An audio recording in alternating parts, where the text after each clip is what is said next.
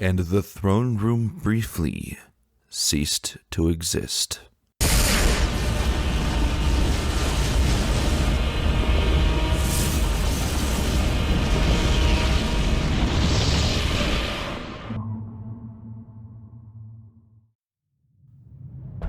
Written by Jessi. The Diarchy.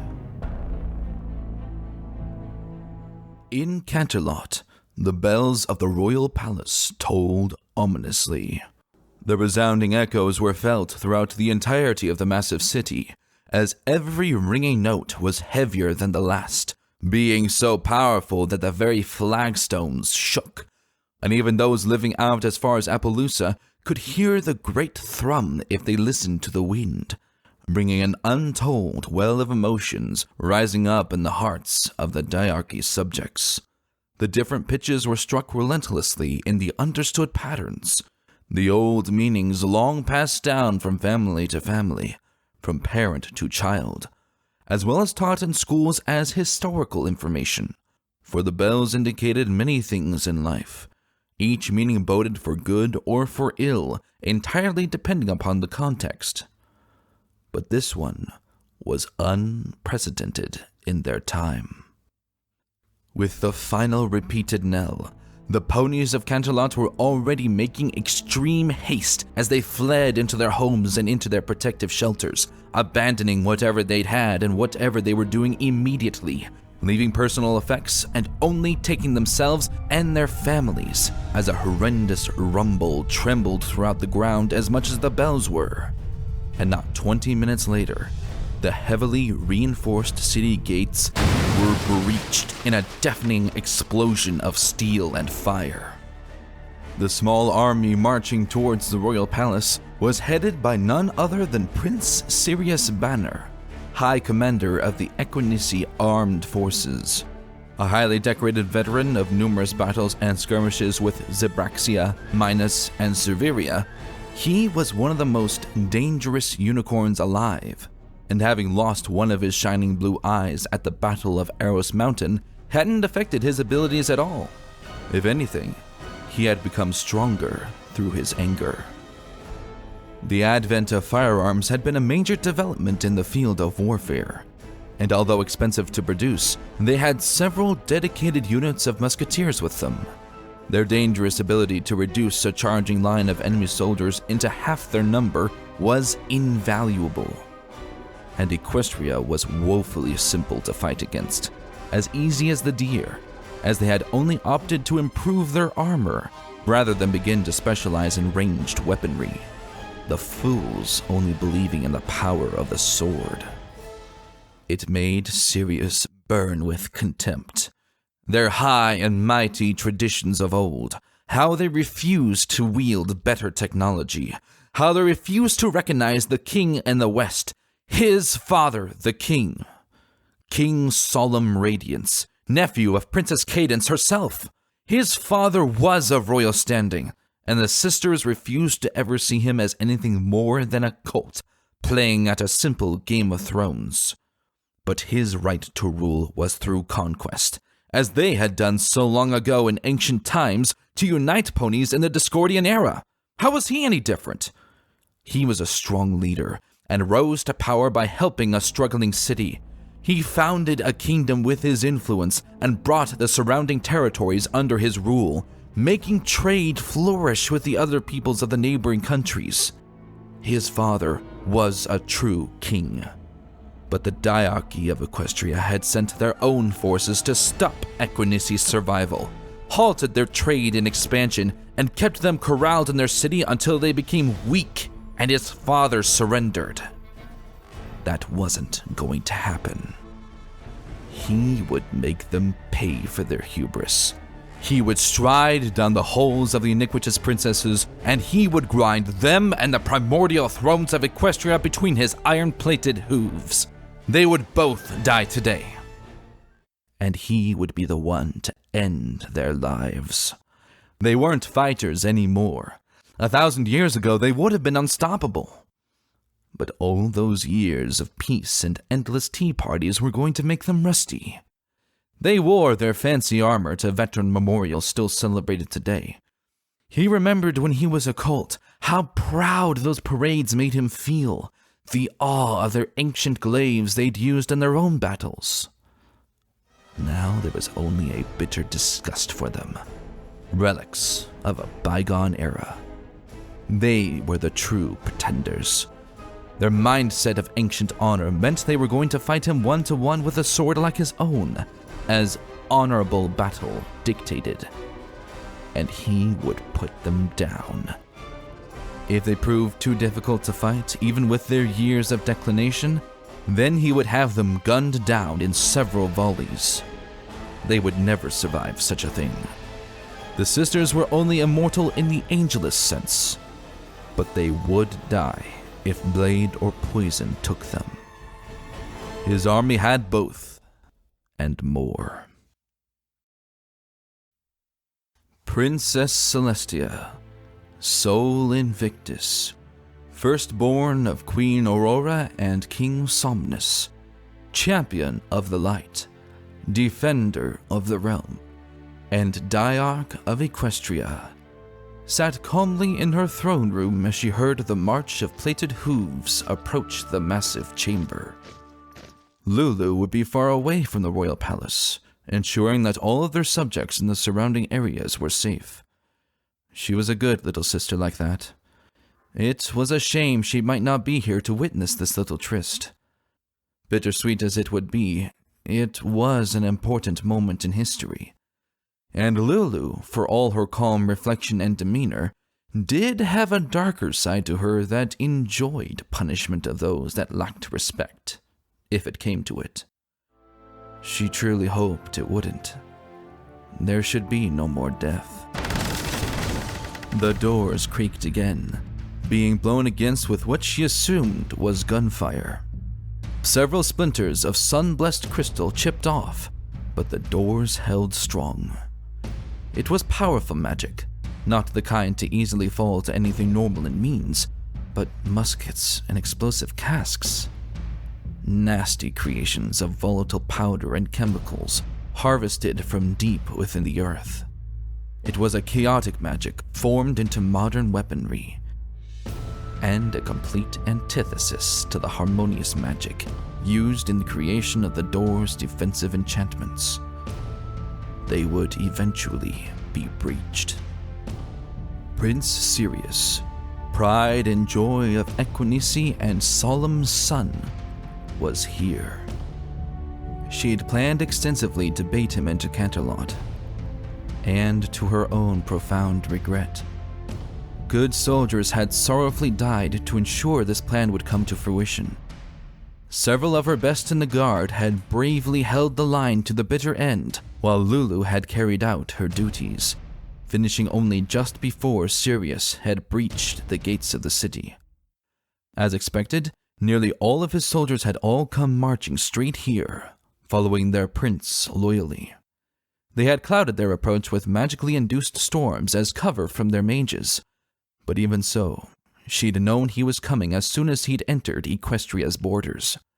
Scouts had passed word along the lines of spotters that he'd had their mage units teleport their armies some of the way, but they could only progress on hoof after they came within her range, and she blocked all magic from their group. 2 of their mages had died trying to go against her own, their spells overloading their hearts with the pressure. They'd stopped after that. It gave them additional time to make the evacuations, even if there was an issue in that so many of her subjects were proud and they'd refused to run from such a false pretender. They'd only relented when they heard Princess Luna was coming to ensure they left. If one of their princesses believed they needed to go, then they would heed her word. Luna had already given the order for all forces to retreat as far as they could, beyond those that held to their last so her little ponies could be safe, taking subjects with them where needed, out the land, beyond the clouds, just away from Canterlot and the outlying areas as far as possible. She'd given her subjects within the outer areas ample warning, and the subjects within Canterlot that refused to leave even greater than that. So long as every pony had gotten into their shelters or were far enough away, they would be completely safe from what was to come. And only a few more lives would need to be taken if necessary. It ended now. The mighty doors to the throne room finally burst inwards. They had not been barred, but still they were blown open by powerful explosives. The imbued magic was nothing against superior technology. Prince Sirius led the force with powerful strides, his sword drawn in his magic, his soldiers following behind him with vigor. But the throne room gave him a slight pause. The words he was going to speak died in his throat. The only one here was Celestia. She watched him, sitting atop her mighty golden throne, besides Luna's empty one, her violet-eyed gaze impassive and a touch cold. She looked almost sad to see the sight of him. Her regal and ornate golden armor she'd worn into battle all those years ago was nowhere to be seen. No ancient glaive, the powerful sun spear, either. She was as naked and bare as the day she was born, beyond her formal regalia he remembered from many of their meetings in the past. She was beautiful, as she always had been, a beauty that defied her years. The flowing pastels of her ethereal mane and shining golden aura made her a wonder to behold. But he held no love for her anymore. These things of her character had been soured. He felt a stir within his chest, unrelated to her previous wonder though, thinking something was wrong at first, as there were no guard here to defend her. But an even greater feeling had quickly surged and overtook his doubts. She was surrendering. It made sense now, thinking quickly about it. He'd cut down her forces outside of Canterlot, having launched a quick offense from their forward base from the border. Passing through Galloping Gorge completely undetected, they'd teleported a fair distance across the land before they had to stop and go on hoof. Celestia's own magic had blocked his ascent into Canterlot proper, and her guard outside of Canterlot had been the only ones to meet them on the field below the mountain. He'd only lost a quarter of his own against their lines, entrenched as they had been. They had been easy to fight when they eventually had to charge his force or be blown apart by explosive casks. Instead, they were blown apart by musket fire, and the rest to die met with swords. Those that had retreated before he came to this defensive line had been left to run, as they no doubt went to assist others in getting away. But he wasn't going for pillaging and raiding today, as he had his objective. He strode forwards, armor glinting as Celestia's sun streamed through stained glass windows against the plate. His thoughts idly wondered how the raising of the sun and moon would occur once the Diarchy was dead. But they had existed before the sisters, so they would endure after. It was an interesting thought to ponder on as he stopped just shy of the dais before the thrones. He readied his sword. She watched the prince approach. He was so cocksure, so brazen, just like the young colt she'd loved and played with all those years ago. His fiery golden hair, his beautiful lavender coat, and his azure eyes, one destroyed and covered up, but the other so radiant. He was as handsome and regal as a blood relation of Cadence would be. She hadn't seen him since he was 7, and here he was, 19 years of age, not long a stallion. She felt tears trail down her cheeks, as his gaze was full of contempt for her. There was no love in his remaining eye. "Auntie," he stated, glaring at her with his clear dislike. "I have come to end you." "I know," she whispered, another few tears joining the others. "I wish you would not try, sweet Siri." "Don't you dare!" he snarled suddenly, waving his sword at her. She didn't flinch as the tip sailed through one of her cheeks, just slightly. It wasn't life-threatening at all, but it stung. stung far deeper into her than the cut on the surface. Salty tears mixed with the blood, and it stung just a little more. She had the feeling she was not going to be able to solve this in a better way. "You don't get to call me that!" "You're a stallion now, Siri." She smiled solemnly as he glared at her second use of the nickname, nodding to herself. "That was the last time then." "Good. I should think so," he huffed, shooting her a look. "I am no mere colt. I have commanded armies and taken lives." Yes, you have." Celestia shook her head, her eyes downcast.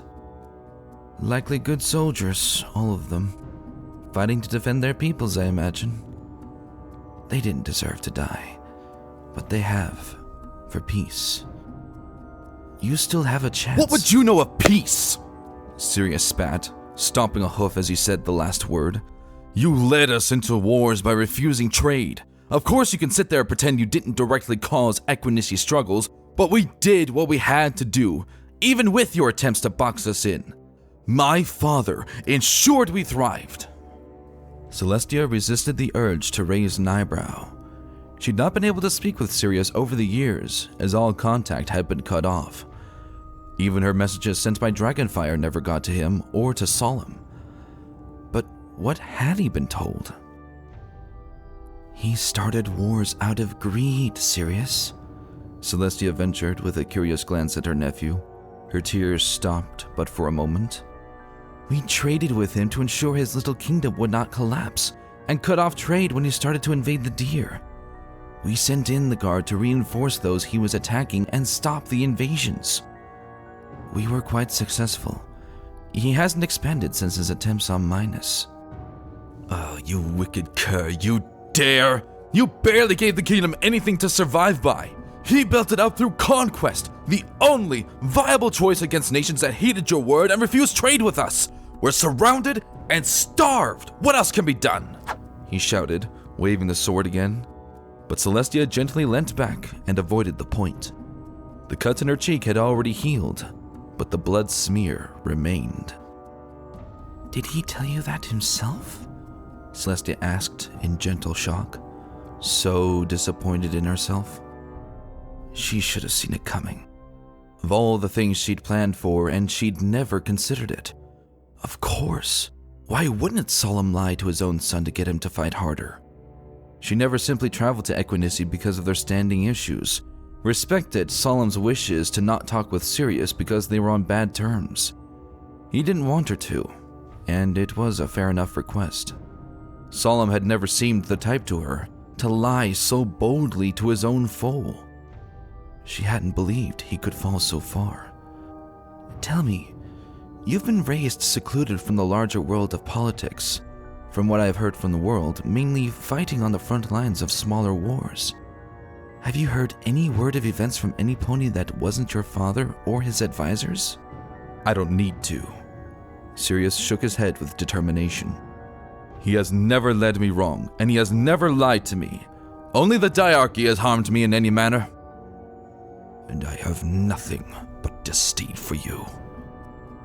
Celestia nodded, smiling.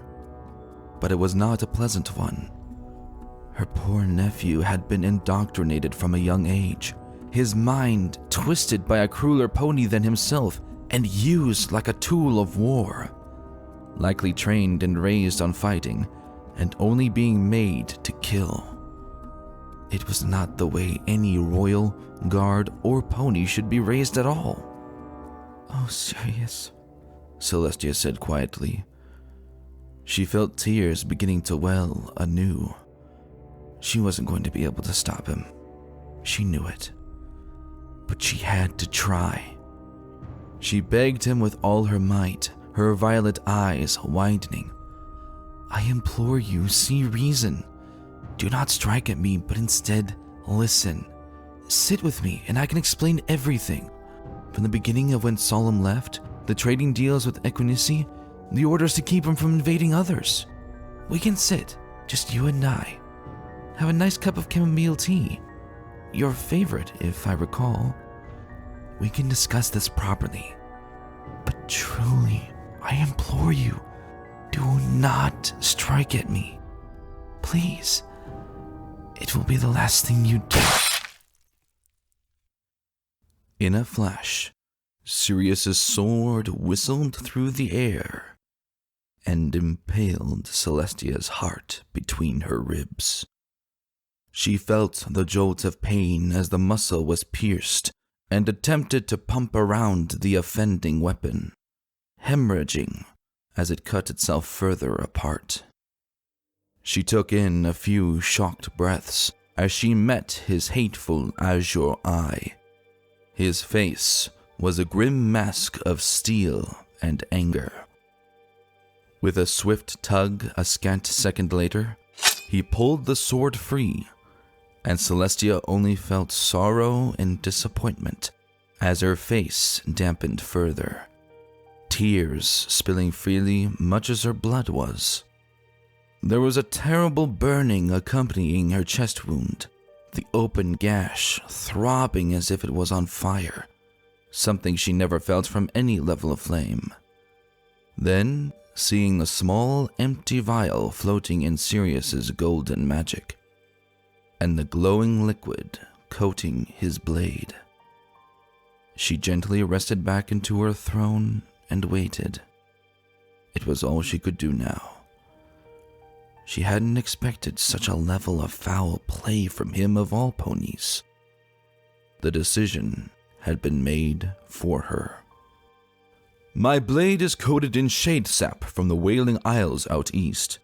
I believe you are familiar with our barbaric ways, but it's no less than you deserve. You will die within a few minutes, and it will be relatively painless. A mercy in a way. I wasn't expecting you to give me a straight shot at your heart. He intoned with a voice of hard stone, leaning in towards her. I will wait for you to die before I cut it out, but only because you surrendered and accepted your death. I remember you as a young colt, sweet Siri, Celestia crooned, blinking away tears as a regalia-plated hoof traveled forward slowly. He blanched in his anger at the nickname again, but allowed her to gently rest a hoof on his face. It's how I will remember you, as my darling nephew that would barge into his father's meetings to request time from his beloved aunt, the handsome colt that I would hug and reassure when he fell over and cried.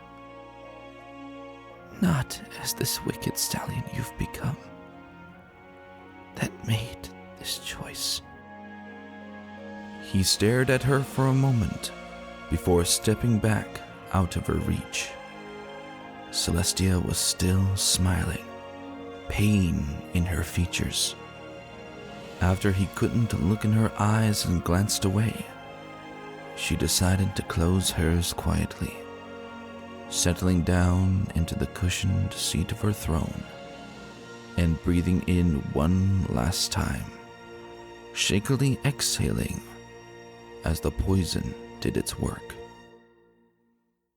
Her mane still flowed in a non-existent breeze, but she didn't move. A long pause of her stillness, and Sirius turned towards his soldiers, awed as they looked on. The Sun Princess is dead. Find the other one, deliver the news of Celestia's death, and she may fight, so blow her away in a hail of gunfire. If she comes quietly, bring her to me, and I shall let her rest with her sister. But we are right here, dearest nephew, a voice darkly whispered, echoing in his ears so closely that he whipped around in surprise. He saw none but Celestia on her throne, still motionless as the wound in her chest trickled darkened blood, the shade sap having tainted the liquid and making the area around it blacken and twist angrily, corrupting the flesh from the inside out. Then she appeared, from a wide shadow in the corner of the chamber, the purest umbra the likes of which he couldn't see into, clad in her ancient iridescent battle regalia as she stepped forwards from the whispering black, the dark wisps of smoke clinging and fading off her ornate armor from her exit of the Netherrealm. He had always been quite disturbed that she could travel in such a manner. She was like the old fool's tales of Nightmare Moon come alive, and if what he'd heard was true, she'd been there and done that a few years ago upon her return. She didn't currently have wicked fangs or a blackened mane of pure midnight dotted with chaotic constellations that warped a pony's mind, but she was still intimidating. He had always preferred Celestia's company to Luna's when he had been a cult. She stood tall over him as she approached, her own glaive, the shining silver moon spear, resting undrawn upon her back within its harness. She wasn't as tall as Celestia, but she was no less towering as an alicorn. He readied his sword as she slowly moved closer, but didn't withdraw her spear. "Draw!" he commanded, keeping his sword between them, the slick sheen of crimson blood and sickly green poison shining off the blade. "I challenge you." "And we decline thee," Luna dismissed with scorn, glancing with a measure of discomfort and muteness as she looked at Celestia. She fixed her attention back to Sirius with a disgusted grimace. "Thy own kin, prithee tell, hath thee no shame? Thou hast caused her harm." "I would say that I have caused her more than harm," Sirius grinned, trying to anger her. She had always been quick to it when he bothered her in his youth. Spending time with her was always minimal compared to Celestia. The second she lashed out, he would parry, duck, and make a lunge for that gap between her chest plate and gorget, only covered by a light, silvery chainmail. If he recalled correctly, the linked metal was almost purely silver and more ornamental. The enchantments of the ancient armor lay only on the plate. His sword would pierce it with ease. I would say she has come down with a very serious case of death. "It pains us greatly to see thee pretending at maturity. Thou art but a simple fool, and we always saw thou wert destined for folly. Thou art a simple bastard born out of wedlock, which for all his faults thy father at the very least was not," Luna scoffed, rolling her eyes as he bristled from her insults, and she calmly walked over to Celestia. She leant down, gently poking her dead sister on the forehead, and then sitting down on her own throne beside the larger mare, smiling to herself as she spoke to the body. "Hark, Tia, must thou play at such games? The poor colt lauds himself as a conqueror, but struts much as a preened pigeon. This is as bad as when thou sent Twilight only 2 invitations to the gala. Thou jest is in poor taste." Celestia's corpse twitched as it spoke. "Well, I needed to see if he truly regretted killing me, Lulu." Sirius balked as Celestia simply raised her head, blinking as if she'd just awoken from a short nap and was just a little groggy. The wound in her chest closed up within seconds, burning as if magma had been poured into the wound, and the shade-sap poison that had spread and caused necrosis of the surrounding tissues was burned away as the gash in her chest sealed itself shut, flesh knitting together and fur regrowing over the skin, a warm glow emanating from within her chest. After it had finished, Celestia sat up straight and regarded him with a deeply unfathomable gaze that made his chest ache, as if he'd done something awful. That was unthinkable to him to have such thoughts. Simple mind games from her magic. "I am so disappointed in you, Sirius," Celestia said, her sad tone quite even in its sincerity, as were her tears. She sighed, shaking her head with a shaky breath. I was hoping that you might feel some remorse in stabbing me. But no, you truly hate me. Yes, Sirius replied, bewildered. The royal sisters were not truly immortal. They couldn't be. His father had told him that they pretended they were, simply for show. In which case, it would take more than Shadesap to kill them if they could heal their injuries or push death away long enough to heal. Many ancient skilled mages could do the same. He took a few steps back as he waved his musketeers forwards. The ponies and griffins that made up the units carefully marched into the center of the room. Gun them down! My ants can regenerate, so leave nothing of them left to do so with. Utter folly, Luna stated with a deep sigh. She looked at Celestia, who seemed downcast at the command. Did we not tell thee, Tia? Prithee tell us thou wilt deal with him now. He intended to slay thee, sister. Us too. And we do not generally appreciate those that try to slay us. Not often. I will give him one final chance, Celestia told her, turning her attention back to Sirius with an incredulous smile, who stood behind his musketeers as they formed a double firing line and prepared their firearms. But it does not seem like he will stop. We would prefer that thou not be gored to pieces. It does make such a terrible mess. And we know not when the maids shall be returning, Luna sighed, raising an eyebrow and fixing Celestia with a concerned glare. Thou always give them so many chances, and yet they relent not. The firing line was complete. The first row knelt or rested lightly on their haunches, muskets raised and prepared for the order.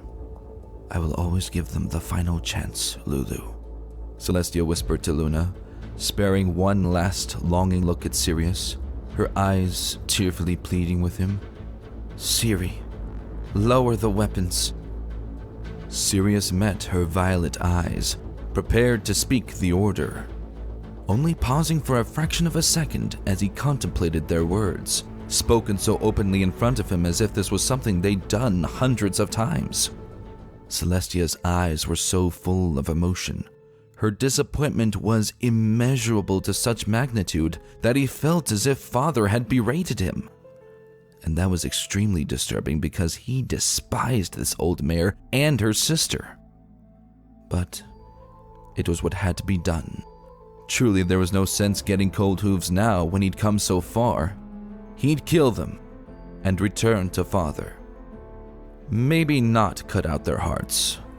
That was some vitriol on his part, and maybe that had been taking it too far. He would kill them, though. There was no stopping that. He raised his head high, nodding to them both as a final farewell. Ready! Sirius shouted. His soldiers did so with haste. There was a nagging sense in the back of his head as he prepared, but he squashed it down and took in a breath, steeling himself as he shouted aloud, Fire!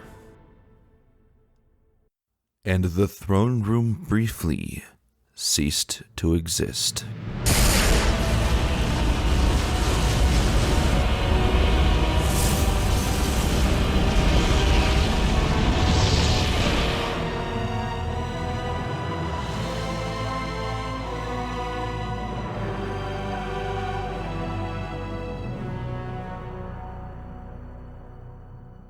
Legends whispered throughout Equus dubbed it the Hammer of Dawn.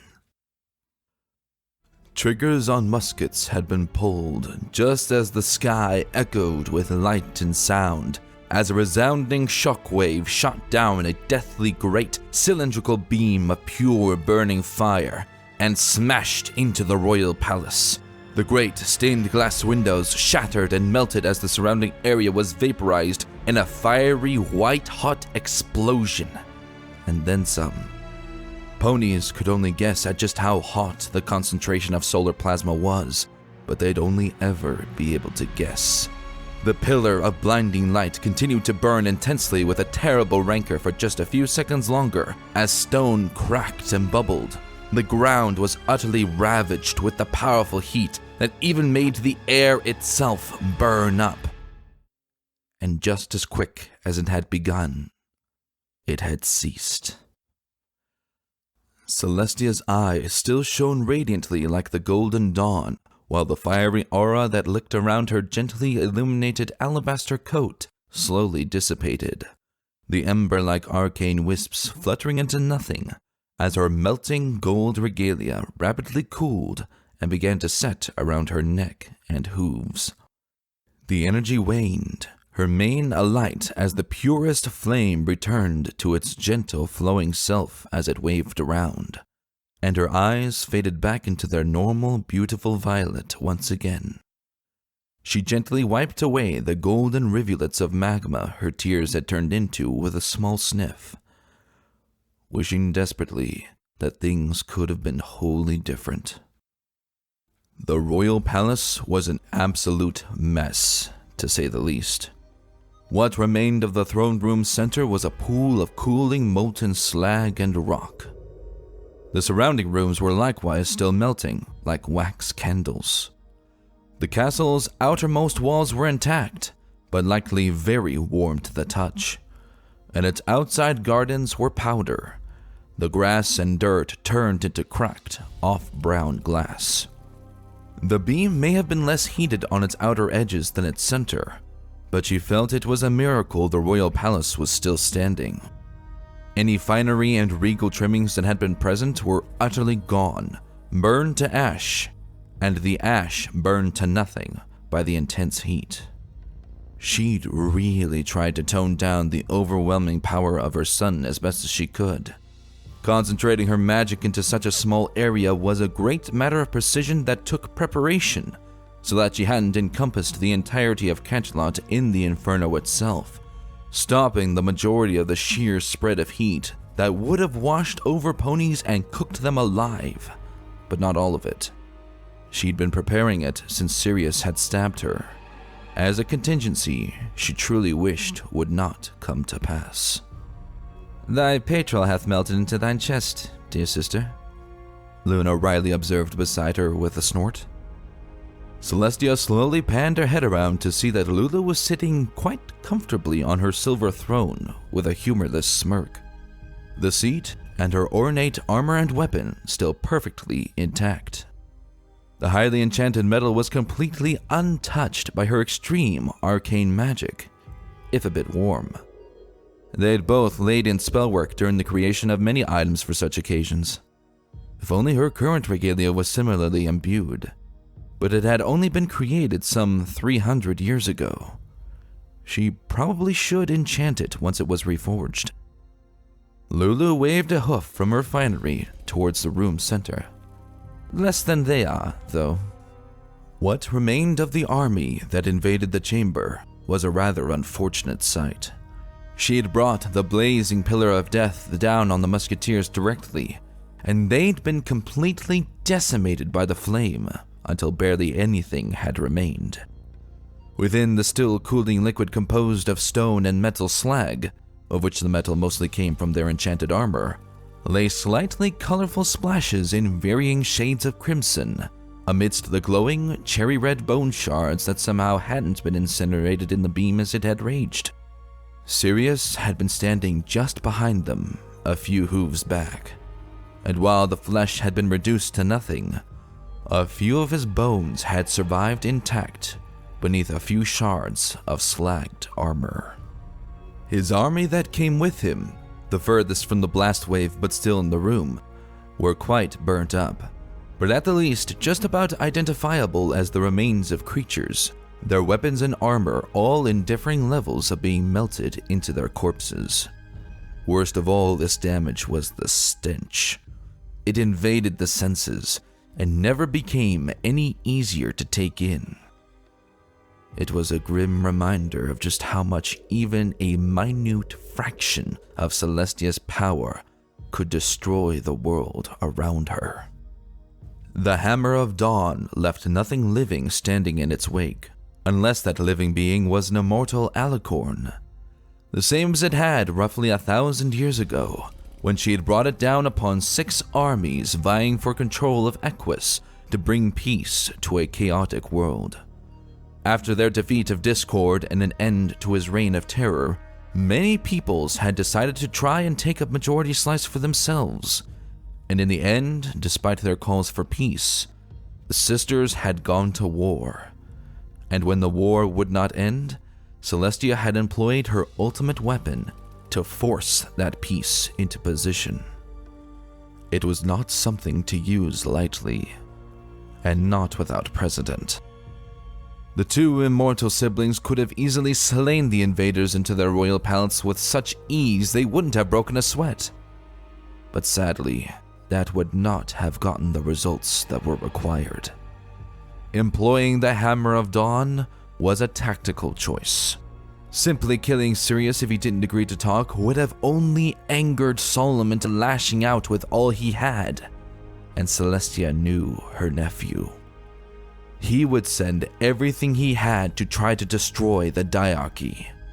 It was likely that he would call in the banners he had conquered and conscript them to fight. And in turn, she would have to raise a force to repel him in a bloody, drawn-out war, the likes of which Equestria hadn't seen since the last time that the hammer was utilized. But in the end, he would still fail, and die at her hooves or the guards, and the body count would number within the millions, if not more. However, using the most powerful weapon in her arsenal to kill his son, now that sent a message that ran deeper than just nepoticide. Equinesi's pride and joy had been burned to charred remains, and if the king raised his hoof against Equestria as Sirius had done, he would be very likely to meet a similar fate. A weapon that he knew from the legends told of it could be summoned wherever she so wished, and could strike him even where he thought he was safe. With this move, he would back down. He'd stop trying to expand, maybe release the lands held in thrall, and he might even abdicate. That would be nice, not having such a warmonger on a throne, and with any luck, it might even be a painless transition of power. Maybe Equinesi could form a republic if its semi-recent monarchistic roots crumbled. It would make an interesting change of pace. She'd have to wait and see how the pieces fell. For now, the message would be spreading across the outer lands. Ponies even as far out as Equinesi must have seen the Hammer of Dawn on the horizon, if only briefly. It was like looking at the sun itself at a greater magnitude. Word of its usage would likely become part of the legend, and she knew her little ponies would see it as her having vanquished invaders. It wasn't all they had been. Not all Sirius had been, once upon a time. She'd have to dispel so many corrosive texts about the events and set the story to be told in history. There would be a lot of work and cleanup of the royal palace, too. She felt one last tear fall down her cheek as her horn glowed in gold, levitating the slagged armor pieces from Sirius's corpse over to herself. She would give Solomon the remains of his bones, but these armor pieces would be interred here in the castle as a reminder of the cost it had taken to avoid a massive war. She'd made her choice, as he'd made his. But it didn't mean it rested easily on her soul. Sometimes she wished she was as carefree as Lulu could be regarding those that wished her ill. But she could never bring herself to truly hate any pony. Not even Sirius, that had stabbed her in the heart. With a look to the horizon out towards Equinesi, easy to do as there was a large hole in the royal palace, she pondered on what tomorrow would bring, hoping it would be better than today. There would be a celebration once the bells tolled again, as ponies left their shelters and felt joy at their safety. She'd go out before them and deliver a speech, just as she had before in front of the survivors of the old war. and she'd declare it there again. She was Sol Invictus and defender of the realm. She'd always protect her little ponies against all threats, and always take pains upon herself to ensure that war never came again. Do everything within her power to stop it dead in its tracks. It wasn't an easy task to have, but it was the duty she was sworn to carry out. "Sister?" Luna said beside her. "Yes, Lulu?" Celestia replied, running a hoof over an armor shard. "It was necessary," she simply said, patting the hoof that held the slacked piece. "Thou took no pleasure in it, but it needed to be done." Celestia nodded. She took a moment to compose herself and got to her hooves with a burdened sigh at her surroundings. There really was so much to do, and the day was only at its zenith. She was going to need some tea.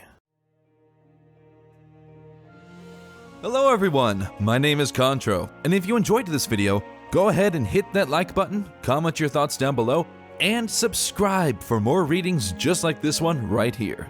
And if you especially loved it, please consider donating to my Patreon, where you can gain access to all kinds of awesome perks. Thank you so much for watching, and I'll see you in the future.